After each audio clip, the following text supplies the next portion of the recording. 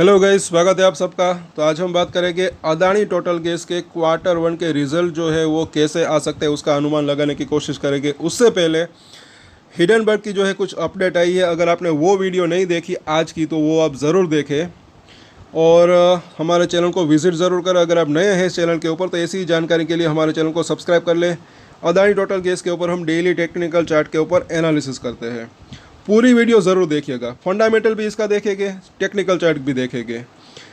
यहाँ पर जो है सबसे पहले एक रिपोर्ट आई थी, पहले की है ये रिपोर्ट है 9 दिसंबर 2023 की है। इसको आप देख सकते हैं कि अदानी टोटल गैस ने क्या कहा था कि अदानी टोटल गैस लिमिटेड का 2030 तक 75,000 ईवी चार्जिंग स्टेशन स्थापित करने का लक्ष्य। गौतम अदानी, इस रिपोर्ट को थोड़ा सा हम पढ़ लेते हैं।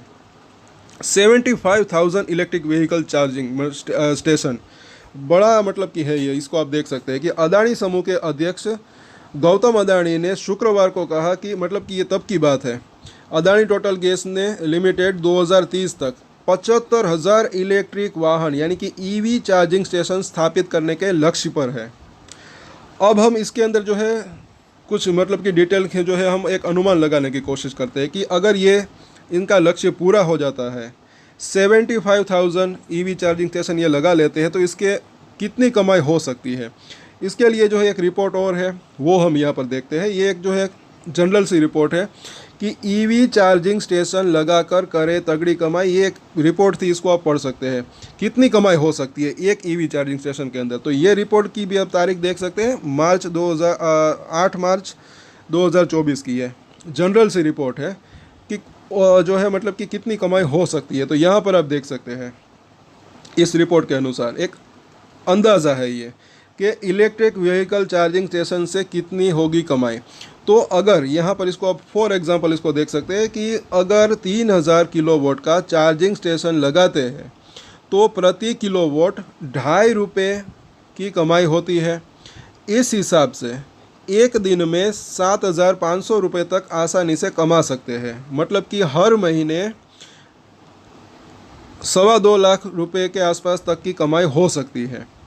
सभी खर्च निकालने के बाद आसानी से आप यहाँ पर 1.5 से 1.75 लाख रुपए तक कमा सकते हैं। मतलब कि एक अंदाज़ा है। हालांकि चार्जिंग स्टेशन की कैपेसिटी, ये भी यहाँ पर देखें, हालांकि चार्जिंग स्टेशन की कैपेसिटी बढ़ाने पर ये कमाई 10 लाख रुपए प्रति महीने तक भी पहुंच सकती है।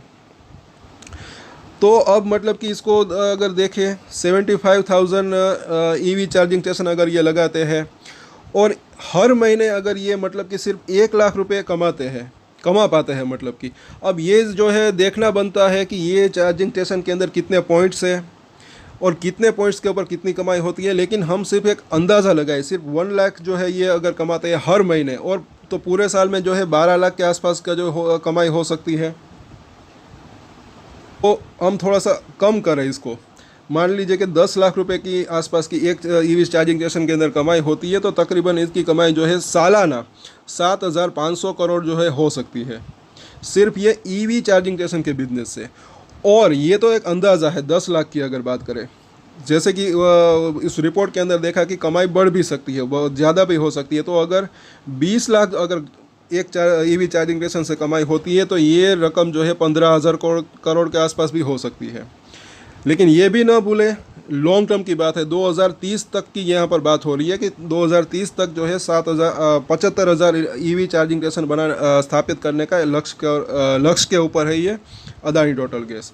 तो ये हमने कैलकुलेशन की, और ये सिर्फ हमने इस बिज़नेस की कैलकुलेशन की। अभी इसका जो गैस का बिजनेस है वो तो अलग ही है, वो तो अभी चल ही रहा है, उसके अंदर भी ग्रोथ देखने को मिल सकती है। अब इसके EPS वगैरह सब की हम बात करेंगे। पहले इसका फंडामेंटल देख लेते हैं। 888 का प्राइस, मार्केट कैप जो है 97,000 करोड़ के आसपास का। अभी इसका PE रेशियो काफ़ी हाई दिख रहा है, 146 के आसपास का। रिटर्न ऑन कैपिटल एम्प्लॉय और रिटर्न ऑन इक्विटी ये अच्छा यहाँ पर दिख रहा है 20 के आसपास का, 20% के आसपास का। बुक वैल्यू 32 के आसपास है। Face value 1 rupees. 52 week high low इसको आप देख सकते हैं। और आगे हम देखें यहाँ पर अब इसके ज़रा रिजल्ट कैसे पहले तो आ सकते हैं वो हम देख लेते हैं, बाद में वो कैलकुलेट करेंगे। पहले तो जो है यहाँ पर अगर देखें तो ये मार्च क्वार्टर के अगर रिजल्ट देखें मार्च टू मार्च, तो इसके अंदर सेल्स के अंदर जो है ज़्यादा ग्रोथ देखने को नहीं मिली थी, लेकिन नेट प्रॉफिट के अंदर अगर देखें तो अच्छी खासी ग्रोथ देखने को मिली थी, बड़ा था। इसका एक रीज़न ये हो सकता है कि जो गैस के इसका जो मतलब कि कॉस्ट प्राइस है, उनके जो वो गैस बनाते हैं उनकी जो मतलब कि लागत जो है वो थोड़ी सी कम थी, उस वजह से ये नेट प्रॉफिट थोड़ा सा ज़्यादा जो है बड़ा था, ऐसा मुझे लग रहा है। अब इस क्वार्टर के अंदर जो है वो थोड़ा सा डिफरेंस हो सकता है, कच्चे माल की लागत जो है वो थोड़ी सी शायद बढ़ सकती है, और गैस के प्राइस जो है शायद हो सकता है एक, जो कि मुझे ऐसा लग रहा है कि जो अभी इलेक्शन था इस वजह से शायद अब तक जो है इन्होंने गैस के प्राइस बढ़ाए नहीं, तो थोड़ा सा मार्जिन के अंदर दबाव जो है हो सकता है। तो नेट प्रॉफिट ये हो सकता है कि इससे थोड़ा सा कम देखने को मिले। रेवेन्यू हालांकि थोड़ा सा बढ़ सकता है। और अभी कुछ इन्होंने एमओयू जो है वो साइन किए थे, अगर आपको याद होगा कुछ रिपोर्ट्स आई थी कि कुछ ईवी चार्जिंग स्टेशन के लिए ही एमओयू इसने साइन किए थे। तो अब उनका रेवेन्यू क्या लेकिन एमओयू साइन किए उसका मतलब ये नहीं कि बिजनेस तुरंत ही शुरू हो गया, उसके अंदर भी जो है थोड़ी सी देर भी लग सकती है, क्योंकि ये बच्चों का खेल नहीं है, थोड़ा सा वक्त भी लग सकता है। क्या कुछ इन्होंने ईवी स्टेशन चालू कर दिए है या नहीं, वो जो है इस रिजल्ट के अंदर जो है देखने को मिलेगा। उसके ऊपर हम डिटेल में चर्चा करेंगे, सेगमेंट वाइज इसका रेवेन्यू कितना रहा, कितने ईवी चार्जिंग स्टेशन ऑलरेडी इसने शुरू कर दिए हैं, कितने आगे चालू कर सकते हैं, वो भी इसके अंदर जो है हम देखेंगे।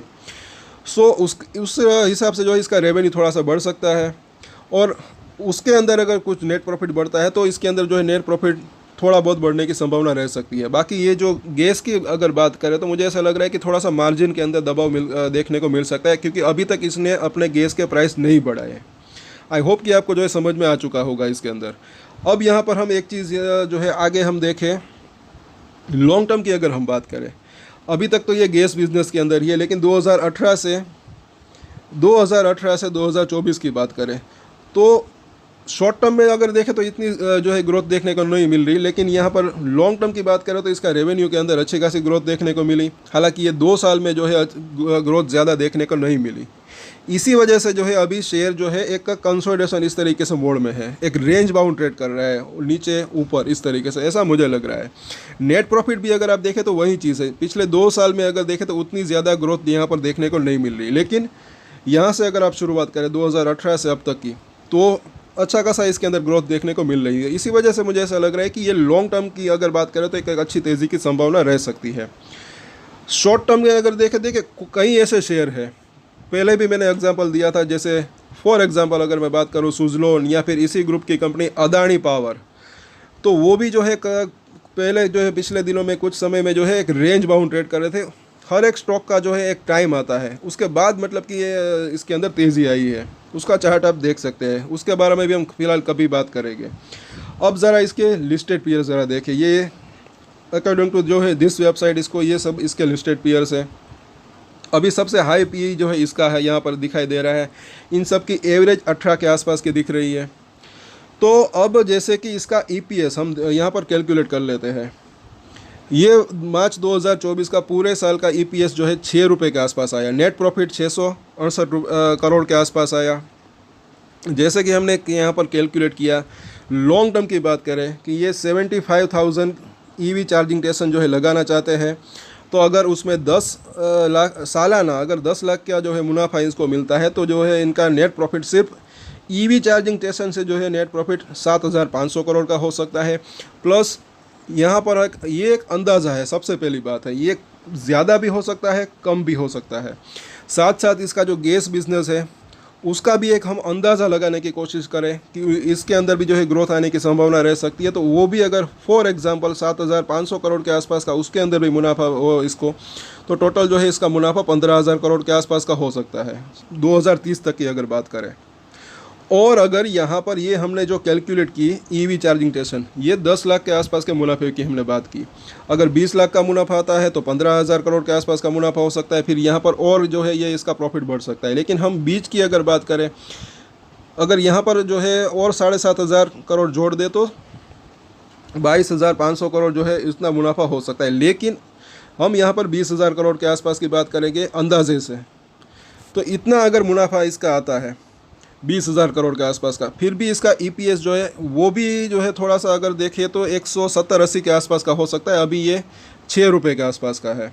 तो उसको भी एक हम राउंड फिगर नंबर देखें, थोड़ा सा मतलब कि एक अंदाजे से दिखाने की मतलब कि एक अंदाजे से अंदाज़ा लगाने की कोशिश करें कि 200 रुपये के आसपास का ईपीएस आता है। अब इसका पी रेशियो हम निकालते हैं कि बाज़ार इसको कितना पी रेशियो देता है। तो अगर अभी इसकी एवरेज जो है इसके लिस्टेड पीएस की 18 के आसपास है, तो मान ले अगर इसको अगर 20 का पी रेशियो दिया, क्योंकि अगर बात करें थोड़ा सा इसका फाइनेंशियल और अच्छा है, तो जैसे कि अभी इसका पी रेशियो जो है दूसरे पीएस के मुकाबले ज़्यादा है, तो तब भी अगर थोड़ा सा ज़्यादा देते हैं, 20 का पी रेशियो देते हैं, तो भी इसका प्राइस जो है 4,000 तक जाने की संभावना रह सकती है, जो कि इसका लाइफ टाइम हाई के आसपास है। अगर मार्केट इसको 25 का पी रेशियो देता है तो 5,000 तक जाने की संभावना रह सकती है। अगर मार्केट इसको 30 का पी रेशियो दे तो 6,000 तक जाने की संभावना रह सकती है। आई होप कि आपको समझ में आ रहा होगा। और अभी यहाँ पर जो है 2024 का साल चल रहा है। अगर 6 साल में अगर मतलब कि ये इतने रिटर्न भी मिलते हैं, 4,000 तक जाता है या फिर 5,000 या फिर 6,000, तो मतलब कि इतने रिटर्न अगर मिलते हैं तो वो मतलब कि बुरे जो है नहीं होते, ऐसा मुझे लग रहा है। आई होप कि आपको जो है समझ में आ चुका होगा, या फिर अभी भी आपका कुछ सवाल है तो नीचे कमेंट करके पूछ सकते हैं। ज़्यादातर हम कमेंट का जवाब जो है वीडियो में ही देने की कोशिश करते हैं। अभी भी आपको कुछ समझ में नहीं आया, वीडियो को रिवाइंड करके आप देख सकते हैं। तो ये हमने अंदाज़ा लगाने की कोशिश की। एक चीज़ है और बैलेंस शीट अब हम इसको देख लेते हैं। अच्छी चीज़ और क्या दिख रही है, इसका बोरोविंग यानी कि कर्जा कंपनी के ऊपर दूसरी अदानी ग्रुप की कुछ कंपनियों के मुकाबले अगर देखें तो इसके ऊपर कर्जा काफ़ी कम है, 1,500 करोड़ के आसपास का सिर्फ। तो ये अगर मार्केट से पैसा उठाते हैं या फिर क्यूआईपी लाते हैं तो भी ये ला सकते हैं। मार्केट से अगर पैसा भी उठाते थे तो भी मतलब कि अपनी कैपेसिटी बढ़ाने के खातिर या फिर ये जो ईवी स्टेशन लगाने की ये बात कर रहे हैं, तो वो आसानी से पैसा जुटा सकते हैं, ऐसा मुझे लग रहा है। और शेयर होल्डिंग पैटर्न को इसको देख सकते हैं। एफआईएस की बात करें, अभी भी 13% के आसपास का एफआईएस है। हालांकि हल्की सी इसके अंदर जो है एक होल्डिंग में गिरावट हुई थी। और डीआईएस भी, इसकी हिस्सेदारी भी अच्छी खासी है, 6% के आसपास की। प्रोमोटर के पास भी 75% के आसपास की हिस्सेदारी, पब्लिक के पास तो सिर्फ 6% ही है। तो यहाँ पर अगर जो देखा जाए एफआईएस जो है यहाँ से अगर शुरुआत करें तो इसकी हिस्सेदारी थोड़ी सी घटी है, लेकिन फिर भी अभी भी देखें तो 13% के आसपास की हिस्सेदारी है। तो ये मतलब कि ये बेवकूफ़ तो नहीं हो गए कि अभी भी इन्होंने होल्डिंग रखी हुई है, इनको कुछ पता होगा। लॉन्ग टर्म इन्वेस्टर भी जो है ये हो सकते हैं। और अब जो है हम इसके चार्ट के ऊपर चर्चा करते हैं। यहाँ पर जो है डेली चार्ट अगर लगाए, यहाँ पर अभी जो है ये रेंज बाउंड ट्रेड कर रहा है। छोटी रेंज क्या है, बड़ी रेंज क्या है, वो दोनों ही हम देखें। छोटी रेंज जो है नीचे में यहाँ पर अगर देखेंगे 800 रुपये के आसपास, ऊपर में जो है 1,000 रुपीज़ के आसपास। अभी ये बीच में खड़ा ऐसा लग रहा है।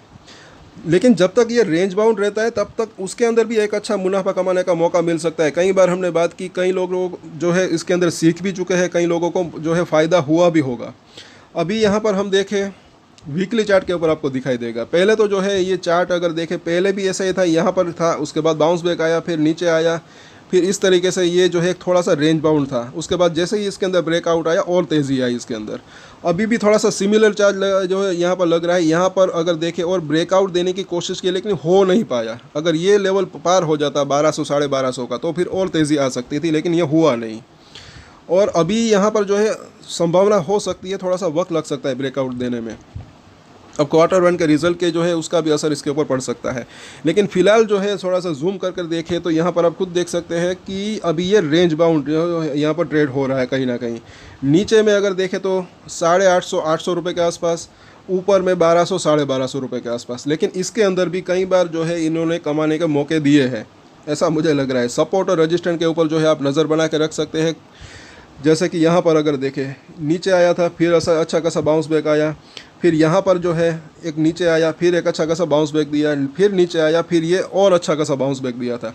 10, 15, 20% के रिटर्न अगर शॉर्ट टर्म में मिलते हैं तो वो भी कम नहीं होते। और यहाँ पर आगे हम देखेंगे RSI को।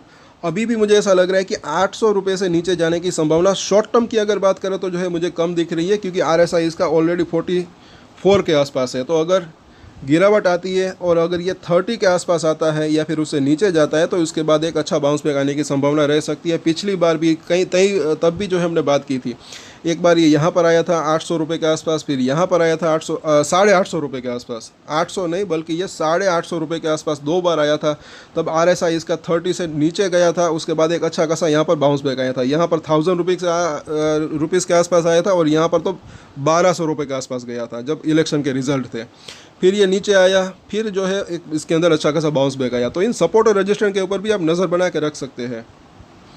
और आगे हम देखें, जैसे कि हमने बात की कई बार मैंने, कि थोड़ा थोड़ा करके ख़रीदना, थोड़ा थोड़ा करके बेचना, वो भी एक अच्छी स्ट्रेटजी रह सकती है। जिनको अच्छा लगता है वो कर सकते हैं, नहीं अच्छा लगता है वो नहीं कर सकते। लॉन्ग टर्म जो इन्वेस्टर है, आप चाहे तो अपनी होल्डिंग कंटिन्यू रखना चाहे तो रख सकते हैं।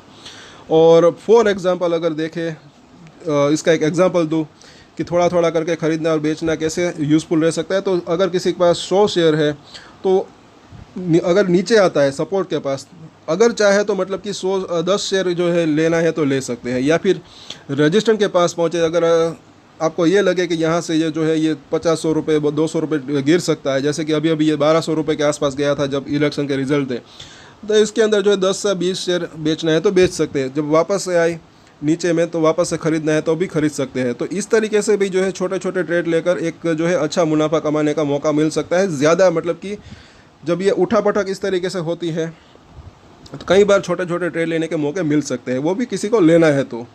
और कई लोगों को फ़ायदा भी हुआ है, हमें कई कमेंट्स भी आते हैं।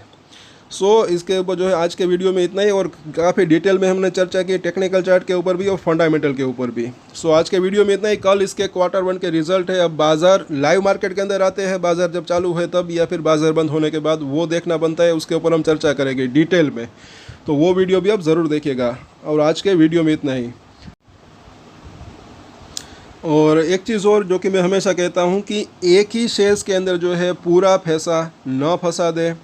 पोर्टफोलियो को जो है अगर हम डाइवर्सिफाइड रखते हैं तो वो ज़्यादा बेहतर रह सकता है, उससे रिस्क रिवॉर्ड रेशियो जो है अच्छा रह सकता है। साथ साथ थोड़ा थोड़ा करके ख़रीदना, थोड़ा थोड़ा करके बेचना, वो भी एक अच्छी स्ट्रेटजी रह सकती है। छोटी क्वांटिटी में ट्रेड लेकर भी अच्छा मुनाफा कमाने का मौका मिल सकता है। साथ साथ एक चीज़ और है कि जो लोग इसके अंदर ऑलरेडी होल्डिंग रखते हैं, वो अगर आप चाहे तो अपनी होल्डिंग कंटिन्यू रख सकते हैं। सो इसके अंदर जो है आज के वीडियो में इतना ही, और कल हम वापस से चर्चा करेंगे जब इसके Q1 के रिजल्ट आएंगे। सो आज के वीडियो में इतना ही। और एक स्टैंडर्ड डिस्क्लेमर जो कि मैं हमेशा देता हूँ, आप कोई भी ट्रेड ले उससे पहले अपनी रिसर्च करें, अपने फाइनेंशियल एडवाइजर की सलाह ले, उसके बाद ही कोई डिसीजन ले। और डिसीजन ले तो उसकी जिम्मेदारी मैच्योरिटी के साथ खुद ही ले। ये वीडियो मैंने एजुकेशन पर्पज़ के लिए बनाई, मेरी तरफ से कोई भी बाय या सेल की रिकमेंडेशन नहीं है। Thank you.